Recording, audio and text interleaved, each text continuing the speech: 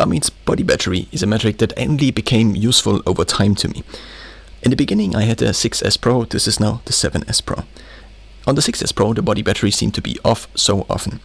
Also, this watch often misses a night of sleep, or in this case, for example, I actually think I slept longer, or maybe I didn't, but I think on this day it's actually kind of accurate, even though my Galaxy Watch on the other wrist often tells a little bit of a different story. So maybe the truth is in the middle, maybe it's not in the middle. And I just happen to have two devices that are kind of on the two extremes end of recording. Also, the sleep stages or the sleep stage algorithms might differ from manufacturer to manufacturer and device to device. Let's get back to body battery. In the beginning, so body battery, of course, to some extent is reliant on the sleep that is tracked, because sleep is one of the variables that is in there. Now, here we see that these are areas of stress, so the yellow are areas of stress, and these are areas of regeneration. So we also see that there is basically the percentage of body battery that is as a graph overlaid over this period of time. So as we see here, during the sleep it actually regenerates, so I regenerate my body battery reloads, you could say.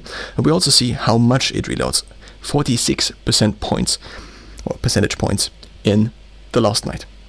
And then since I have been awake today, we see that I already took out 26 points out of my body battery. Now, currently it cannot measure it because, well, it's not on my wrist. Then we go into the next screen, which is now the details. So we can see that my body battery is currently 39 and my stress level here is also in there.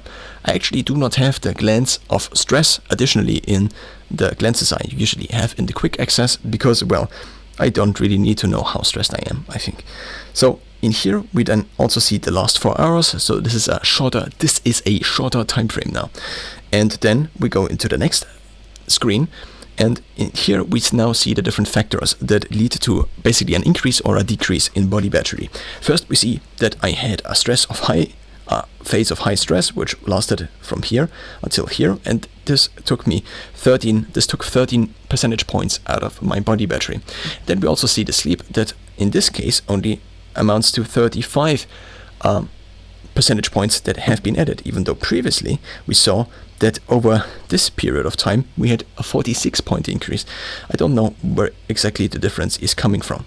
If we now additionally either manually or automatically have naps tracked, then these would also appear in here. Activities also appear in here. So if I happen to work out in the morning already, then it would also show here, and then it would also show the impact on the body battery it would have.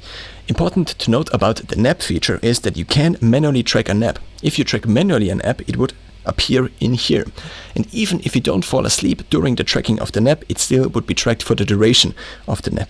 But if you don't use this feature to manually track naps and also to use kind of the timer feature that wakes you up eventually after, so let's say 10 minutes or 20 minutes, depending on how long the duration of the nap you set is, then you would only have it automatically tracked, and this then only tracks it whenever you actually are kind of asleep, similar to the sleeping algorithm at night.